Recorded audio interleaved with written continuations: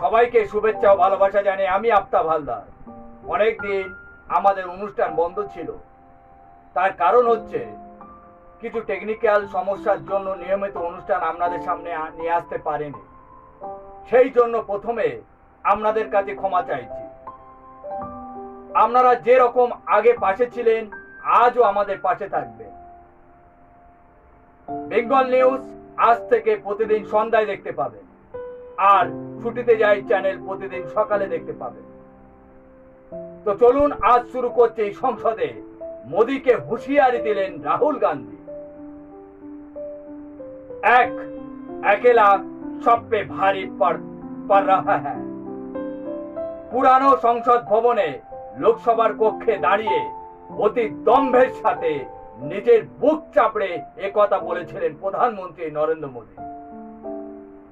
সোমবার আর সেই কথাই যেন ফিরে এলো বুমেরাং হয়ে। নতুন সংসদ ভবনে অষ্টাদশ লোকসভার সোমবার দেশ দেখল নজিরবিহীন দৃশ্য। একা রাহুল গান্ধী মোকাবিলায় নরেন্দ্র মোদীর সঙ্গে ময়দানে নামতে হয় প্রায় গোটা মন্ত্রিসভাকে।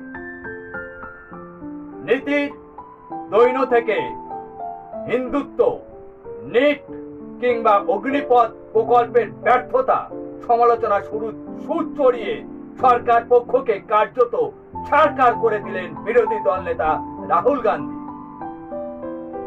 সংসদ শুরুতেই ভগবান শিবের অভয় ভঙ্গির ছবি দেখিয়ে চ্যালেঞ্জ ছুড়লেন মোদীকে।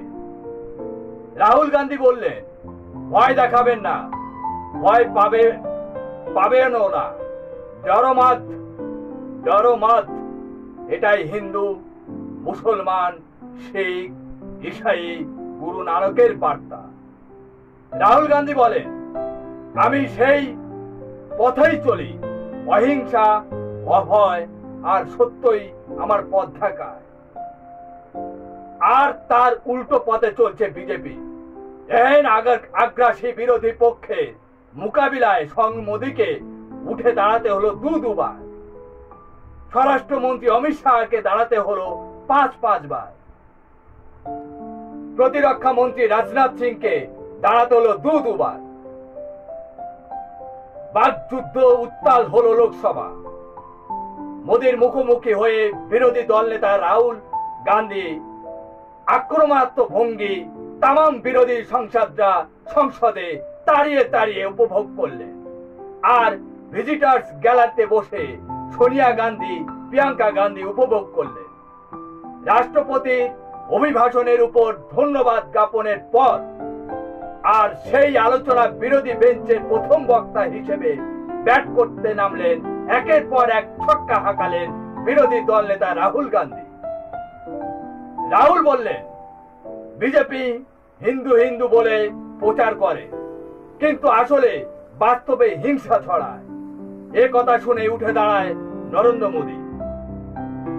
মোদী বললেন, অত্যন্ত গুরুতর অপবাদ, পুরো হিন্দু সমাজের হিংসা ছড়ায়, এভাবে বলা ঠিক নয়। মোদীর এই মন্তব্যের পরেই বিজেপি স্লোগান তোলে, রাহুল গান্ধীকে ক্ষমা চাইতে হবে। বিরোধী দল নেতা অবশ্য থামেননি। তিনি আরো বলেন, বিজেপিকে কেউ হিন্দু ধর্মে ঠেকা দেয়নি। বিজেপি একাই হিন্দু নয়, আমরা সবাই হিন্দু, আর বিরোধীরা কেউ শত্রু নয়। তিনি আরো বলেন, প্রধানমন্ত্রী নিজের দলের মধ্যেও ভয়ের বাতাবরণ তৈরি করে রেখেছেন, সবাইকে ভয় দেখান। ফের উঠে দাঁড়িয়ে মোদী বলেন, তিনি কটাক্ষে সুরে বলেন, গণতন্ত্র সংবিধান আমাকে শিখিয়েছে বিরোধী দল নেতাকে সিরিয়াসলি দেখা উচিত। সংসদের সংখ্যার জোর আছে এবারে বিরোধীদের, তাই এমন কটাক্ষ দেখাতে পারল তাদেরকে। সরকার পক্ষের সঙ্গে পাল্লা দিয়ে তুলোধনা শুরু করলেন রাহুল গান্ধী। রাম মন্দির থেকে মণিপুর, বেকারত্ব থেকে অগ্নিবীর, নোট বাতিল থেকে জিএসটি, এমনকি তাকে ইডি 55 ঘন্টা জেরার মতন নানান ইস্যু উঠে এলো রাহুল গান্ধীর ভাষণে। লোকসভা যখন রাহুলের সঙ্গে মোদির ব্রিগেড বাকযুদ্ধ চলছে, ঠিক তখন অন্যদিকে রাজ্যসভাতেও বিরোধীদের আগ্রাসনের প্রতিনিধি হিসেবে মল্লিকার্জুন খাড়গে রাজ্যসভায় অধ্যক্ষ জগদীপ ধনখড়কে অনুরোধ করছেন, আশা করি আগামী 3.5 বছর ভালোভাবে বিরোধীদের বলার সুযোগ করে দেবে। খাড়গে আরো বলেন, প্রধানমন্ত্রীর অহংকারের জবাব সারা ভারতবর্ষের মানুষ দিয়েছেন। অতীত দম্ভকে হারিয়েছে, সময়ের চাকা ঘুরতে বেশি সময় লাগে না। আগে চিৎকার করে বলা হতো মোদী সরকার, মোদী সরকার। আজ কোথায় মোদী সরকার? আজ চলছে এনডিএ সরকার। রাজ্যসভায় উত্তপ্ত পরিস্থিতি কমাতে রাজ্যসভার চেয়ারম্যান ধনখড় বলেন, খাড়গেজি আপনি বাজপেয়ী সম্পর্কে কিছু বলুন। তার উত্তর খাড়গেজি বলেন, বাজপেয়ীর সঙ্গে মোদীজির কখনো তুলনা হয় না। বাজপেয়ীজি থাকলে ভারতে বিজেপির এই দুর্দশা হতো না।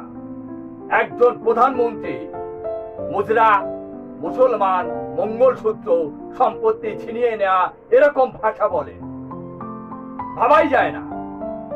বিজেপির সভাপতি তথা রাজ্যসভার নেতা নাড্ডাজি বলেন, খাড়গের প্রবল নাড্ডাজির সঙ্গে খাড়গেজির প্রবল বাকযুদ্ধ শুরু হয়।